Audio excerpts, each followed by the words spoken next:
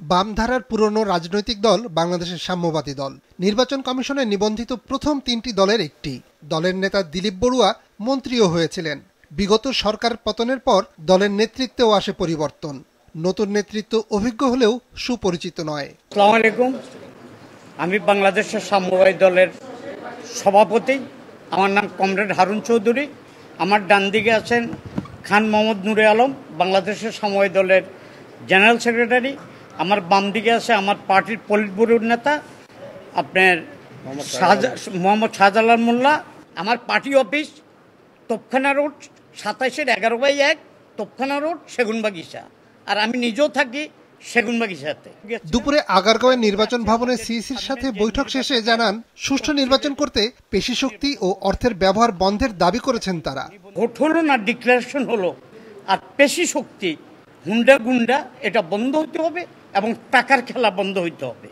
টাকার খেলা বন্ধ হলে আপনার হুন্ডা গুন্ডা থাকবে না এবং পেশি শক্তিটাও নষ্ট হয়ে যাবে। এর আগে সিইসির সাথে বৈঠক করে ধর্মভিত্তিক রাজনৈতিক দল ইসলামী আন্দোলন বাংলাদেশ। বৈঠক শেষে নেতৃবৃন্দ জানান, আগামী সংসদ নির্বাচন সুষ্ঠু না হলে বিগত কমিশনের মতন পরিণতি হতে পারে এই কমিশনেরও। যদি আপনি সুষ্ঠু গ্রহণযোগ্য নির্বাচন না দিতে পারেন, তাহলে বিগত নির্বাচন কমিশনের পরিণতি আপনাকে ভোগ করতে হবে। আপনার গলায় গামছা এবং মাজায় রশি লাগতে পারে, এই অবস্থাটা আপনি মনে রাখবেন। এটা মনে রেখেই আপনি নির্বাচনের দিকে যাবেন। সংসদ নির্বাচন পিছিয়ে দেবার স্পষ্ট দাবি না করলেও জুলাই সনদ বাস্তবায়নের পর ভোটের আয়োজনের দাবি করেন তারা। তাদের অভিযোগ, জুলাই সনদ বাস্তবায়নের আগেই ভোটের দিনক্ষণ ঘোষণা করে প্রধান উপদেষ্টা জাতীয় ঐক্যমত্যকে প্রশ্নবিদ্ধ করেছেন।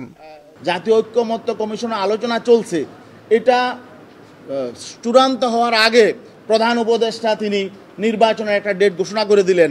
এতে করে আমরা মনে করি যে এই জুলাই সনদের এই জাতীয় ঐক্যমত্যের বিষয়টাকে উনি অনেকটাই প্রশ্নবিদ্ধ করে ফেলেছেন।